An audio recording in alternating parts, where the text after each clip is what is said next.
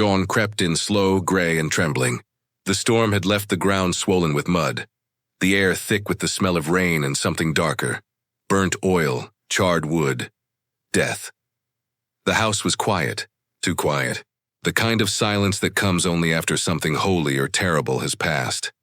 When Martha Glass woke, she thought the storm had taken the roof. Then she smelled it. A thick, greasy stench that clung to her skin, that made her stomach twist. She followed it to the parlor. There she found what was left of her husband. The fire was still alive, licking at the blackened pot. The chair was overturned, the floor slick with oil and blood, and in the middle of it all, Reuben's body. Melted, warped, unrecognizable except for the ring still fused to his hand. She didn't scream.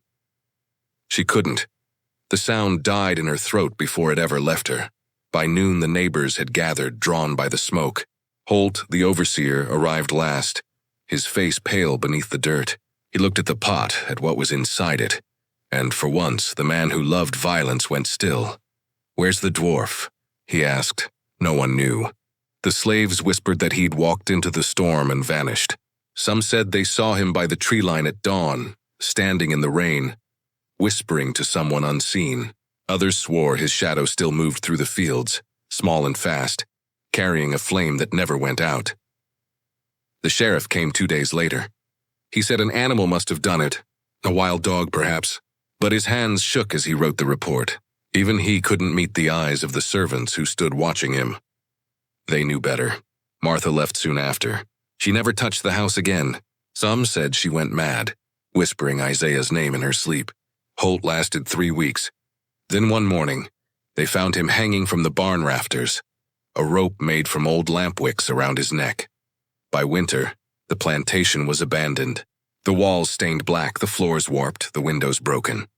Travelers who passed by swore they could still smell oil on the wind.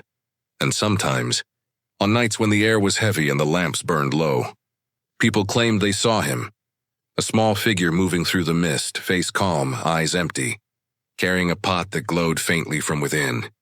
They called him the Dwarf of Fire, a spirit of vengeance, a warning that cruelty never dies quietly, because Isaiah had not escaped. He had simply become the fire itself. Years passed. The world changed its skin. The war came and went, burning half the South to cinders and freeing men whose souls were already ghosts. The glass plantation rotted into memory, swallowed by vines and silence. But Isaiah's story refused to die. At first it was whispered among the field hands, hushed tones traded by moonlight. They spoke of the dwarf who burned his master alive and vanished into the storm. They didn't say his name. They just called him the one who boiled the devil. Old women told it like a prayer, warning children to never mock the broken, to never raise a hand against the small or the quiet. Because the quiet remember. Years turned the whisper into a song, a low rhythmic chant hummed by workers in cotton fields long after the war. He boiled the man, he boiled the chain. He boiled the world of pain. It was a hymn of vengeance disguised as work music, a song of justice sung in secret. By the 1900s, travelers who passed near the ruins of the glass plantation spoke of strange lights flickering between the trees. Some said it was swamp gas. Others swore they saw a small figure standing near the remains of a chimney, holding a lantern that burned blue, never yellow. The smell of oil followed it, thick and sweet. In towns nearby, mothers told the tale by firelight. Be kind to the forgotten, or Isaiah will come for you. He'll pour your sins into the pot and set them aflame. Preachers turned the legend into sermons. They said Isaiah was not a demon, but an angel sent to remind the wicked that hell can begin right here on earth. And every so often, a storyteller would swear he'd met someone whose grandmother once saw the pot, half buried in the dirt, black as the devil's heart, cool to the touch but reeking of smoke that would not fade.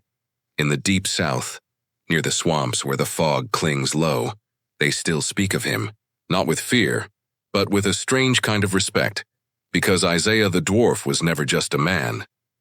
He was a reckoning carved into history's blind spot, a whisper for the voiceless, a fire that would not die, and when the lamps burn too bright, or when oil spills where it shouldn't, some still say softly, Isaiah walks tonight.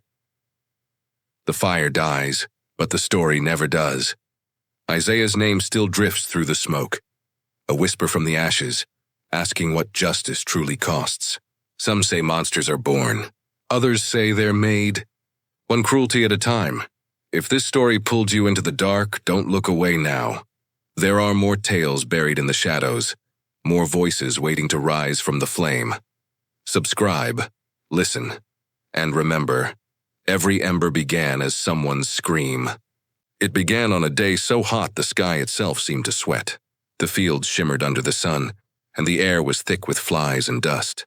Isaiah had been ordered to polish the brass lamps in the master's room, a task that kept him inside, away from the fields, but closer to Reuben's cruelty. That morning, Reuben was in one of his moods.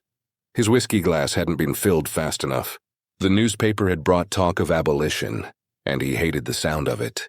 Freedom, he said, was a disease, and Isaiah, the little one who moved too quietly, became his target again.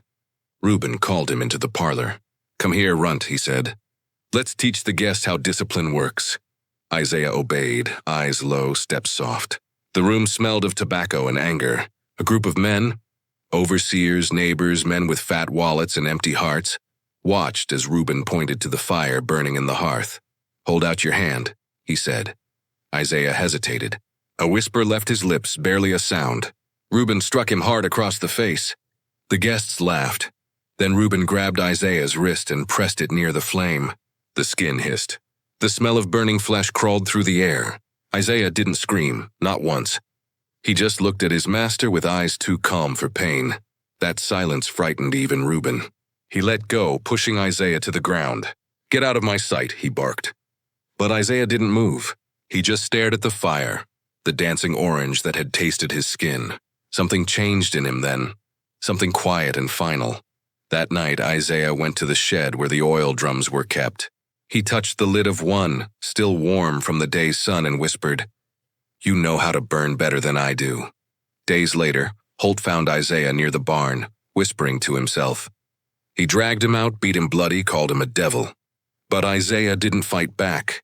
He just smiled through the blood, a cracked smile that made Holt step back for the first time.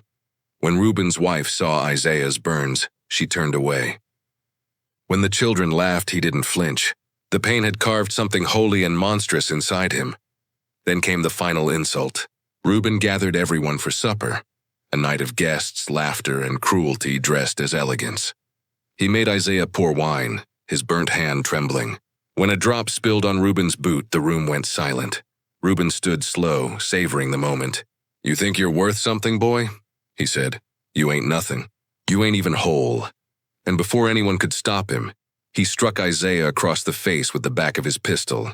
The blow split his lip. The laughter that followed was thin and sharp. That night, long after the lamps went out, Isaiah sat alone in the dark, tasting his own blood. His burned hand throbbed, but he didn't cry. He listened to the house breathe, the creak of wood, the soft drip of oil from a leaking lamp. Then in a whisper that only the shadows heard, he said, "Tomorrow, they will burn too." The nights grew heavier after that. Even the crickets seemed afraid to sing. Isaiah moved like smoke through the house, silent, shapeless, unseen. No one noticed that the oil jars emptied faster. No one questioned the rags drying by the stove, or the ashes that never seemed to cool. He had begun to plan, not in rage that had burned out long ago, but in clarity. Cold, patient, precise.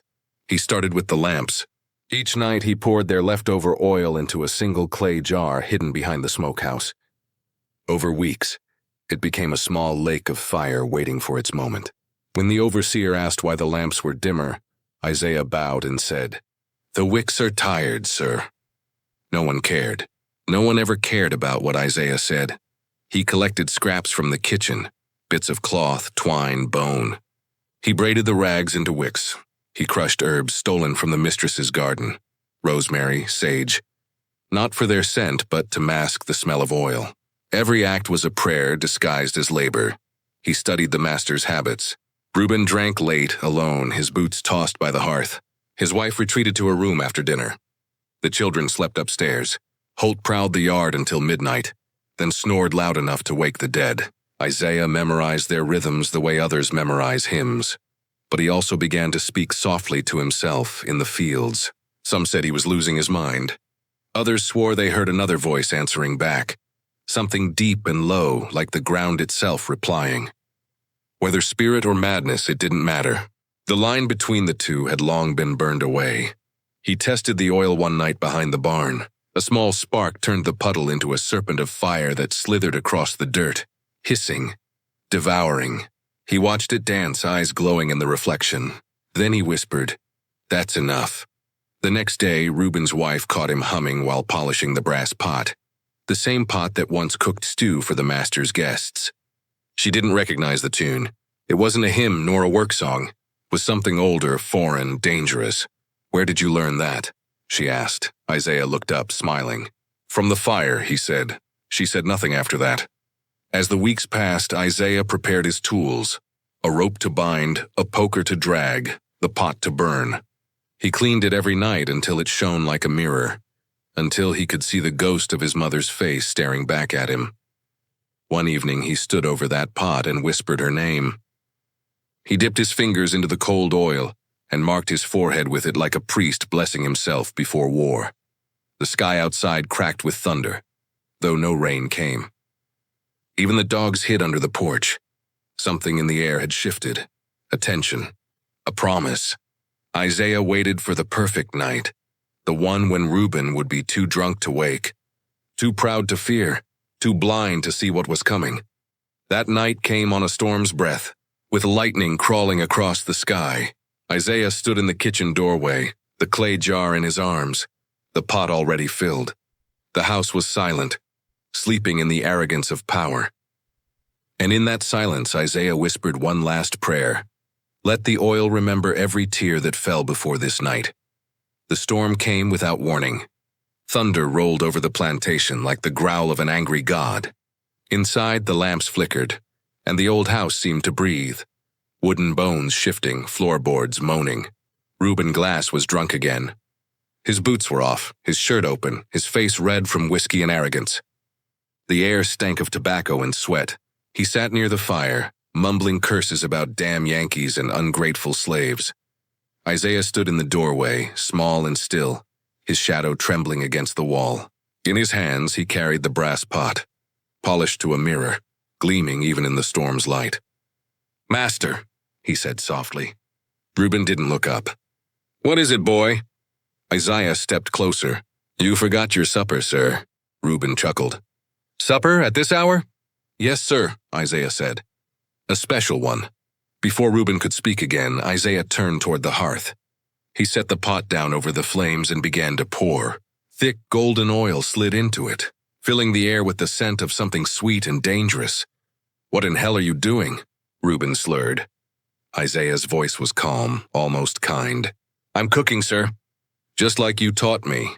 The fire hissed as the oil began to boil. Bubbles rose like breath from the mouth of the earth. Reuben tried to stand, but his body was heavy from drink. He cursed and stumbled, knocking over a chair. Isaiah moved with a strange grace, circling him like a shadow that had found its shape. "You remember, sir," Isaiah whispered, "when you said pain teaches obedience?" Reuben turned, eyes wide now. "What are you—" The rope snapped tight around his wrists before he could finish. Isaiah had tied it fast, silent, efficient, like he'd rehearsed it in his mind 1,000 times. Reuben thrashed, shouted, but the storm swallowed his voice. The pot roared behind them, oil spitting sparks onto the floor. Isaiah dragged him closer, inch by inch, the master's feet scraping against the wood.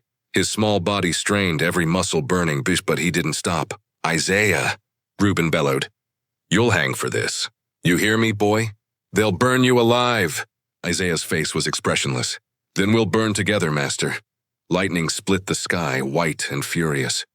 The room filled with light, and for an instant, Reuben saw Isaiah's face.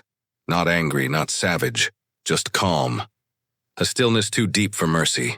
Isaiah heaved once more, and Reuben toppled forward. The pot tipped, oil sloshed, and the screams that followed clawed through the storm. The sound of flesh meeting fire is unlike anything else. A wet, tearing hiss that silences even thunder. Reuben's body convulsed, his voice breaking into raw animal shrieks. The air filled with smoke and the smell of meat. of sin turned to ash. Isaiah watched, eyes open, heart still. He didn't speak, didn't blink, only watched as the man who had owned him melted into silence. When it was over, he lifted the poker, pushed what was left of Reuben into the fire, and whispered, "Now you shine brighter." Outside, the rain began at last. It hissed against the roof, washed the blood from the porch, and cooled the earth. In the morning, the house was still. The storm had passed, and Isaiah was gone. No footprints in the mud, no trace in the fields. Only the smell lingered. Oil, smoke, and something else. Justice, maybe. Or madness. The night smelled of burnt flesh and candle wax. Somewhere in that creaking wooden house of Georgia, a pot of oil hissed, thick, bubbling, angry. And beside it stood Isaiah, barely 4 feet tall, shackled since childhood, laughed at, kicked, and paraded like a pet. His master thought him harmless, a dwarf, a fool. But tonight, Isaiah's silence spoke louder than any scream ever could. He waited for the old man to sleep, that same man who had once held his face over hot coals for disobedience. And when the night turned still, Isaiah dragged him from his bed. The cries echoed through the walls, till oil swallowed them whole. They said he didn't blink, didn't speak, just watched, as the man who owned his body melted before his eyes. What drives a man to such madness? Is it hatred? Or justice? When you're born into chains and pain becomes your only teacher, what would you do? This isn't just a murder. It's a reckoning, a story buried in the ashes of 1849, when a forgotten slave, mocked for his size, became larger than every fear in the room. Because that night, Isaiah stopped being small, and the world learned what happens when the voiceless finally speak in fire. Before the fire, there was silence. Before the boiling pot, there was laughter, cruel, echoing, endless. Isaiah was born on a plantation deep in Georgia's red soil, under the sound of church bells and whip cracks. His mother called him a miracle. The overseers called him a curse. Born small, bones fragile, limbs twisted. A child the size of sin, they said. The master, a man named Reuben Glass, found amusement in him. A tiny jester, a talking ornament for his dinner guests. Isaiah would stand on the table, forced to sing hymns while the men feasted on pork and whiskey. Every mistake earned him a slap, or worse, a night locked in the smokehouse with rats for company. To the master's children, he was a toy. To the servants, a reminder that no life was too small to be owned. But Isaiah watched. He learned how the house breathed, how footsteps sounded on the old pine floors, how the oil lamps flickered when the wind turned east. He was invisible, and that made him dangerous. His mother died when he was 8, whipped for stealing bread. They buried her behind the cotton fields. No marker, no prayer. Isaiah asked Reuben for mercy. Reuben laughed, poured oil on the ground, and said, "Let her soul shine brighter now." That day, Isaiah stopped praying. He began listening to whispers of rebellion carried from plantation to plantation, to tales of the Haitian slave who burned his master's house to ash. In the fields, he carved marks on the tree trunks, little crosses, circles, strange symbols he didn't understand. The old women said he was calling on spirits. Maybe he was, because the wind began to change after that. Chickens died without reason. Milk soured overnight. And Reuben's dogs refused to go near Isaiah again. Inside the grand house, life looked polished. Chandeliers, portraits, violins on Sundays. But behind every curtain, rot festered. The master's wife was drunk more often than sober. The overseer, a man named Holt, beat slaves until the grass bled. Isaiah learned how cruelty wears perfume and smiles. He learned that a soft voice could hide a knife sharper than any blade. Reuben liked to remind him, God made you small so you could serve. Remember that. And Isaiah would bow his head, whisper, Yes, master. But inside, a storm was building. Each insult was a spark, each scar, a matchstick. When the Civil War began to stir in the distance, some slaves whispered of freedom. Isaiah didn't believe in freedom anymore. He believed in balance. He began collecting things, broken nails, scraps of rope, bits of glass.